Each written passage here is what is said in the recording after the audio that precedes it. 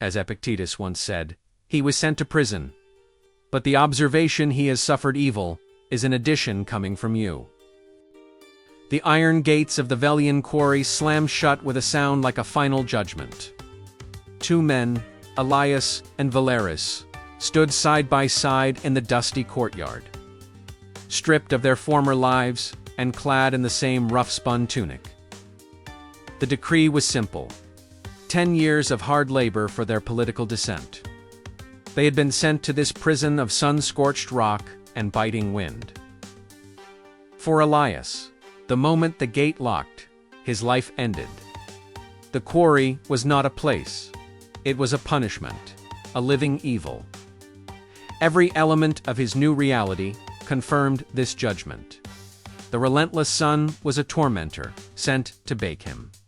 The sharp crack of the overseer's whip, even when it fell on another's back, was a personal threat that made him flinch and tremble. The meager ration of stale bread and water was an act of profound cruelty, a deliberate starvation. Elias suffered constantly. At night, he lay on the hard pallet, his mind a storm of what-ifs and if-onlys. He saw the faces of his laughing children, now lost to him. He felt the phantom touch of his wife's hand, now a source of agony. He pictured the sneering face of the magistrate who had condemned him. These thoughts were his true chains, heavier than any iron. He looked at the towering stone walls and saw only malice. This, he told himself, every waking moment, was hell. His body grew thin, but his mind grew weaker, consumed by the evil he saw in every grain of sand. Valerius stood next to him. He, too, had been sent to the quarry. This was a fact. The gate was locked. This was a fact. The sun was hot, the work was hard, and the food was poor. These were all facts. But Valerius added nothing more. He did not like the quarry. He did not wish to be there. But he refused to call it evil. It was simply where he was. He saw the sun and knew he must conserve his strength. He heard the whip and knew he must work diligently to avoid it.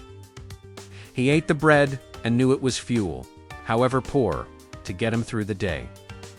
While Elias was trapped in a mental prison of his own past and future, Valerius inhabited only the present fact. He focused on the task at hand, lifting the stone, placing it on the cart, and pulling the cart. He observed. He learned the rhythms of the guards, the geology of the rock, the subtle signs of the weather.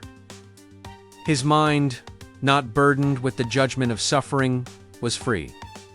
He found moments of peace in the deep purple of the sunset against the stone. He felt a quiet strength in his muscles as they hardened to the task. Years passed. Elias was a husk, a man destroyed by the profound evil he had endured. Valerius, though scarred and weary, remained whole. His spirit was unbroken. When their sentences finally ended, Elias stumbled out of the gates, a broken victim. Valerius walked out, a man who had simply been in one place and was now going to another.